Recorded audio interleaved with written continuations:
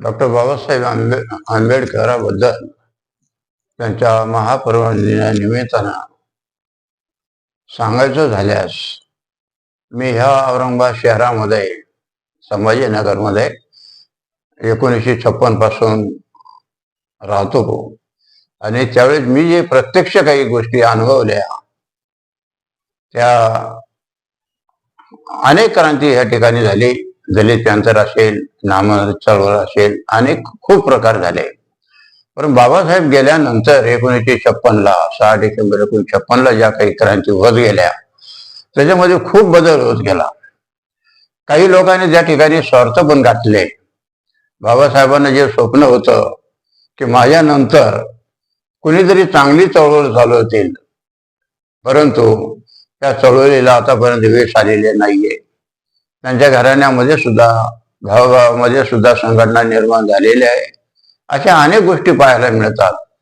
परंतु बाबासाहेबांनी जी चळवळ उभारली त्या चळवळीत खरोखरच आम्ही खूप भाग्यवान आहोत.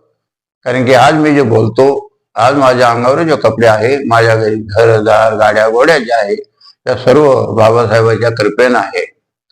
आणि त्यांच्या शिक्षणामुळं या परिसरात निजाम राजावटीमध्ये मिलिंद कॉलेजची स्थापना झाली.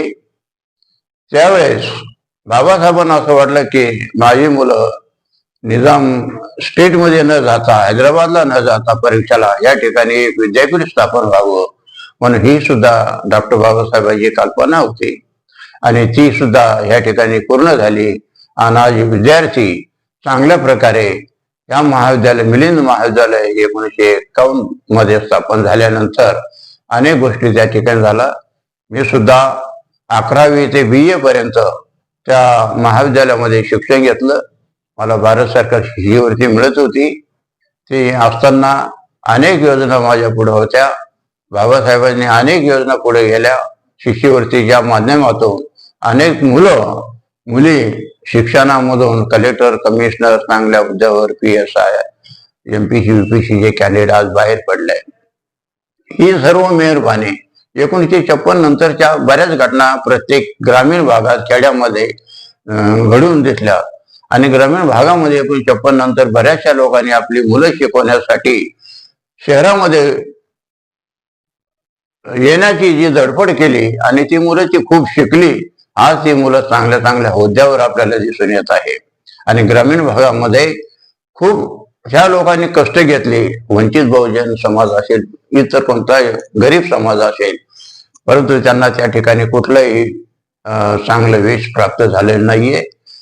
मोठमोठ्या लोकांच्या घरी मोलमजुरी करून आपला पोटाचा उद्धार ते करीत होते. त्याप्रमाणे मी सुद्धा या ठिकाणी 1956 आल्यानंतर, 56 मध्ये आल्यानंतर मिलिंद महाविद्यालयामध्ये ज्यावेळेस प्रवेश घेतला, 11वी 12वी मल्टीपर्पज, मिलिंद मल्टीपर्पज म्हणतात त्यांना, त्या ठिकाणी मी 11वी 12वीला प्रवेश घेतला. आणि तिथून पुढे माझ्या जीवनाला कलांडे मिळाले. माझं घरदार, माझी मुलं, मी, आणि आज जी सुखी आहे ती डॉक्टर फक्त बाबासाहेबांच्या कृपेमुळे मी आहे. अनेक उदाहरणं तुम्हाला देता येतील. अनेक क्रांत्या ह्या ठिकाणी झाल्या. दलित प्रांत निर्माण झालं. भारत सरकार शिष्यवृत्तीचा नंतर प्रश्न गाजला गेला. शाहू महाराजांनंतर बाबासाहेबांनी जे या काही योजना आपल्या शिष्यवृत्तीच्या त्या सुद्धा मी स्वतः पाहिलेल्या आहे. मी 4थीत असताना मला सुद्धा 1 रुपया का 4 आणि अशी शिष्यवृत्ती मिळत होती. त्यावेळेस सुद्धा ती योजना सुद्धा या ठिकाणी पुढे बाबासाहेबांच्या काळामध्ये त्यांनी चालू ठेवल्या. सरकारने, ब्रिटिश सरकारने, बाबासाहेबांचे योगदान एवढं मोठं आहे की ब्रिटिश सरकारकडून सुद्धा त्यांनी स्वतः सर्व डिमांड करून घेतलेल्या योजना होत्या. या बॅकलॉग असेल, SC/DNTचा प्रश्न असेल, त्या कायम स्वरूपी ब्रिटिशच्या काळामधूनच बाबासाहेबांनी त्या ठिकाणी पूर्ण केलेले आहे. आताच्या सरकारला त्या ठिकाणी हस्तक्षेप करण्याचा कुठलीच वाव मिळत नाही. बरेच त्या ठिकाणी आरक्षणाबाबत आज आपण पाहतो बरेच आंदोलनं झाली, परंतु घटनेच्या नियमानुसार ती बाद होत गेली. आणि ती बहुतेक जीवनात तरी ते लोक किंवा या संघटना ज्या आहे आरक्षणाबाबतच्या भांडता एकमेकाला, त्यांनी खरोखरच घटनेचा अभ्यास केलेला नाहीये. कारण की बऱ्याच समाजामध्ये घटना वाचन होत नाही. बाबासाहेबांनी लिहिलेले महात्मा फुले असेल, शाहू महाराज असेल, यांची जी ग्रंथ आहे, यांची जे वाचन पुस्तक आहे, ही ही प्रक्रिया जी आहे खरोखर लोकांपर्यंत पोहोचलेली नाही. आज साधं मासिक सुद्धा काही काही घरामध्ये पोहोचत नाहीये आणि ती मनस्थिती घेण्यास सुद्धा 5 रुपयाची किंवा 2 रुपयाचं मासिक असतात, पण ती घेण्याची सुद्धा त्यांच्यामध्ये लायकी राहिली. लायकी म्हणजे आर्थिक परिस्थिती चांगली असताना पण वाचनाची गोडी नाही त्यांच्यामध्ये, हे दिसून येत आहे. म्हणून बोलताना किंवा इतर कुठेही कार्यक्रम करताना ते समाजापुढे येऊ शकत नाही आणि आतापर्यंत आलेले नाहीये. मित्रांनो आणि बांधवांनो, मला हे सांगायचं, 1956 नंतर ज्या काही घटना झाल्या बाबासाहेबांनंतर, त्या सर्व म्हणजे इतक्या म्हणजे क्रांतिकारक होऊन गेल्या माझ्या जीवनामध्ये आणि आपल्या सर्वांच्या जीवनामध्ये कलांडी मिळाली. आज ते भारतामध्ये किंवा महाराष्ट्रात किंवा मराठवाड्यात आपण जे राहतो, सुख समाधान, सोयरे धायरे, नाते होते, सर्व मित्रमंडळी एकमेकाला धरून राहतो आणि काही क्रांती झाली तरी आपण एकमेकाला समजून घेतो. हे खरोखरच एक 1956 नंतर ही क्रांती म्हणावंच लागेल. आणि आज मी जे आहे स्वतः वैयक्तिक मी माझं बोलतो, मी विद्यापीठात असताना मी शिपाई म्हणून विद्यापीठात लागलो. त्या ठिकाणी मी क्लार्क म्हणून नंतर लागलो, नंतर सुप्रिटेंडेंट म्हणून लागलो. अनेक असे प्रगती करीत करीत मी विद्यापीठामध्ये जवळजवळ 36-40 वर्ष नोकरी केली.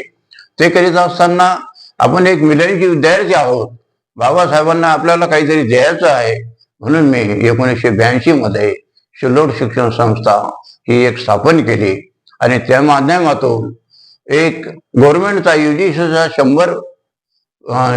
100 मुलांचा एक प्रोजेक्ट, नॉन फॉर्मल एज्युकेशन म्हणतात, तो फॉर्म मी सुद्धा तो चालवला.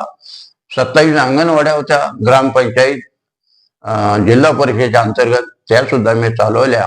परंतु शासनाने नंतर या सर्व आपल्या ताब्यात घेतल्या. आज माझ्या संस्थेमध्ये 4 महाविद्यालय आहे.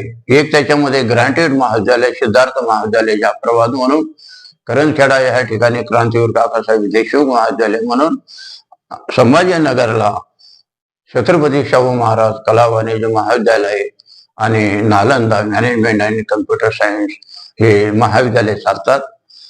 इतर उच्च माध्यमिक ग्रामीण भागापर्यंत असे माझे जवळजवळ 16 ते 17 युनिट चालू आहे. शिल्लोड असेल, कन्नड असेल, जाफराबाद असेल, औरंगाबाद असेल, या ठिकाणी माझं शैक्षणिक कार्य चालू आहे.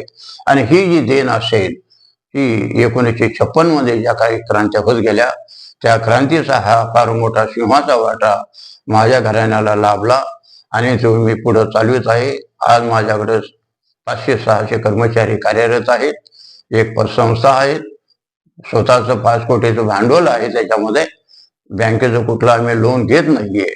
हे सर्व मी कर्मचाऱ्याच्या भवितव्यासाठी करून ठेवलेलं आहे.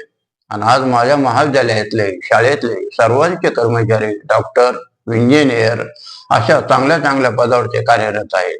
मला खूप अभिमान वाटतो माझ्या संस्थेचा आणि माझ्या कर्मचाऱ्यांचा की त्यांनी मला सुद्धा शेवटपर्यंत सहकार्य केलं आणि आपली संस्था इथपर्यंत आणली.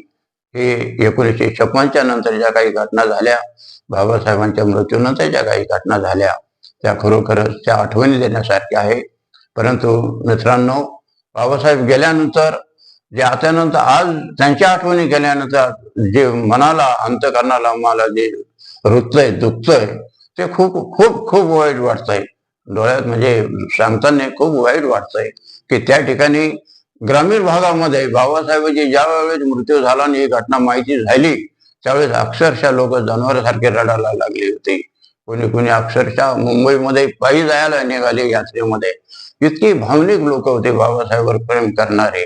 आज ती येणाऱ्या पिढीला आणि येणाऱ्या तरुणांना मला हेच सांगायचं, मित्रांनो, आमचं जीवन आम्ही जे जगलो, आपले पूर्वज जे जगले, तुम्ही त्यांच्या आठवणी ठेवून पुढे न्या, नाही तर तुमचं जीवन सुद्धा या पुढे धोक्यात राहणार आहे.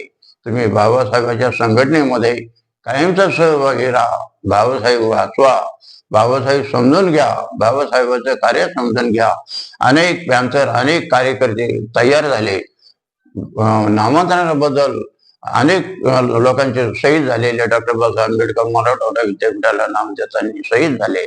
या ठिकाणी याचं स्मरण तुम्ही या ठिकाणी ठेवा मनामध्ये, तरच तुमच्या जीवनामध्ये क्रांती घडून येईल. हे निश्चित सांगतो की शिल्लोड शिक्षण संस्था, माझी फॅमिली, माझी संस्था या सर्वतर्फे डॉक्टर बाबासाहेबांच्या महापरिनिर्वाणानिमित्ताने मी त्यांना अभिवादन करतो.